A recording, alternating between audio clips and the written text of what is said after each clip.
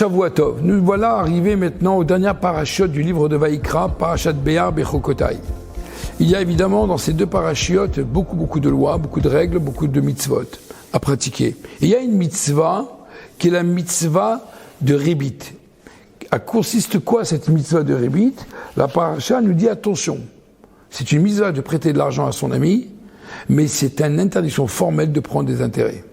Je prête 1000 euros à mon ami, je n'ai pas le droit de lui demander 1100 euros, 1001 euros. Voilà, c'est clair? J'ai pas le droit de lui prendre ne serait-ce qu'une petite pièce en plus parce que je lui ai prêté de l'argent. C'est une interdiction formelle dans la Torah. Et la Torah nous dit ici, car je suis votre Dieu qui vous ai fait sortir d'Égypte. D'accord? Et la Torah elle dit clair et net que celui qui respecte cette mitzvah, c'est comme qui recevait le joug divin, et celui qui ne le fait pas, eh bien, il détache le joug divin de soi-même. Et je dirais encore plus, la Gemara nous dit également que, comme vous le savez très bien, que un des principes fondamentaux du judaïsme, c'est la résurrection des morts. La résurrection des morts, nous savons très bien que tous les jours nous demandons à Dieu, Mechaya Metim. Les morts reviendront. Eh bien, celui qui n'a pas respecté, celui qui a transgressé, qui a pris des intérêts à son ami quand il lui a prêté de l'argent, je ne parle pas aussi d'une banque maintenant, je ne parle pas d'affaires, je parle ami en ami. Quelqu'un vous demande, j'ai besoin de 1000 euros, 2000 euros, 10 000 euros, 5 000 euros, un prêt. Eh bien, prendre un prêt avec des intérêts, la Gemara nous dit que celui qui prend de l'argent avec intérêt, il ne se réveillera pas à la résurrection des morts. Le prophète Yecheskel, quand Dieu, à un moment, dans l'histoire, il y avait des ossements, et il avait demandé Dieu à ce moment-là de faire réveiller les ossements. Parmi tous les ossements, il les a tous fait réveiller, aussi étrange que ça soit.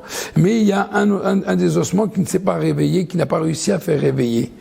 Et il a demandé à Dieu, mais pourquoi cet ossement ne s'est pas réveillé? Il lui dit parce que lui, il a pris ribit, il a pris des intérêts quand il a prêté de l'argent. Pour vous dire la gravité de prendre des intérêts. Mais quand on réfléchit un instant, qu'est-ce qu'il y a de si grave que cela? Qu'est-ce qu'il y a de si grave? Je loue une voiture, je gagne de l'argent. Je loue une maison, je gagne de l'argent. D'accord? Je loue n'importe une machine, je gagne de l'argent. Ça pose pas de problème. La Torah, elle me permet de cela. Et pourquoi quand je prête 1000 euros, je n'ai pas le droit de prendre 1001 euros? Pourquoi? Ça, c'est très très grave.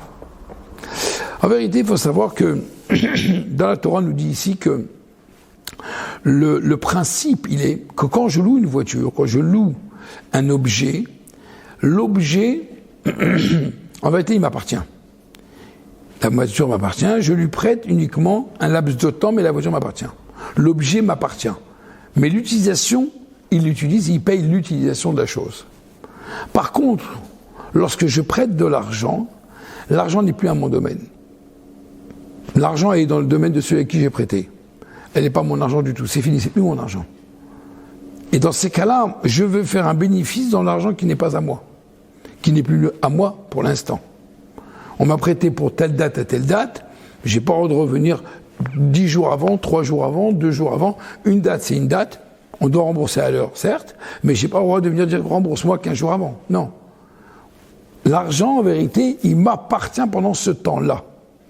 Et donc la Torah elle considère qu'en vérité, on ne peut pas faire de l'argent avec l'argent des autres. Entre guillemets, on ne peut pas faire de l'argent sans avoir travaillé, plutôt.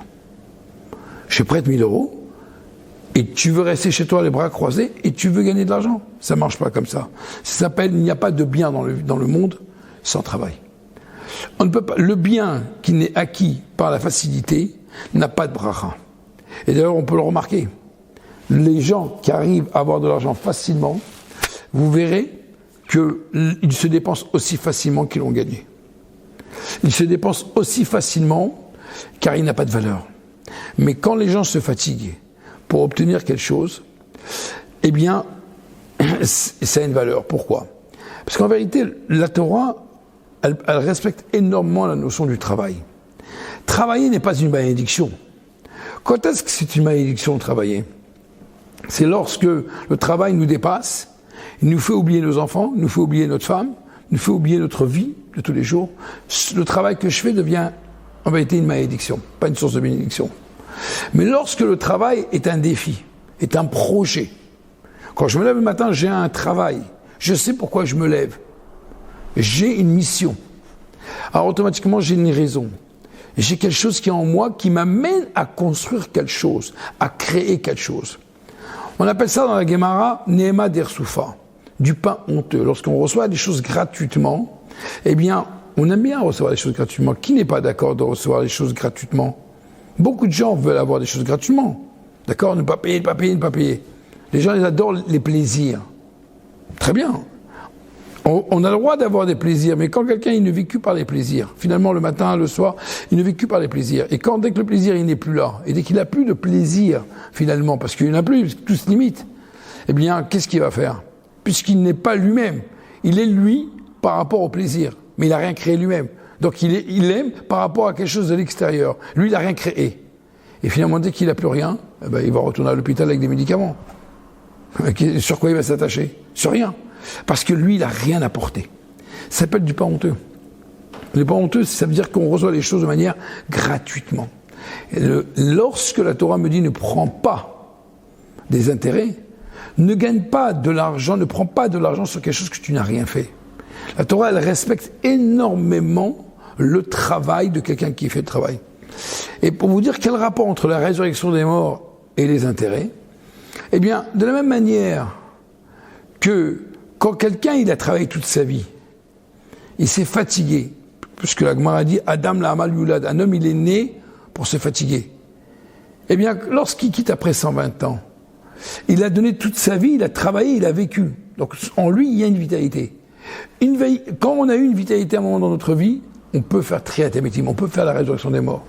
Mais lorsque quelqu'un il n'a pas eu de vitalité dans sa vie, en l'occurrence, il a voulu gagner de l'argent sans rien faire, eh bien, automatiquement, comment voulez-vous qu'il y ait la résurrection des morts, résurrection de rien du tout, puisqu'il n'a pas eu de vie?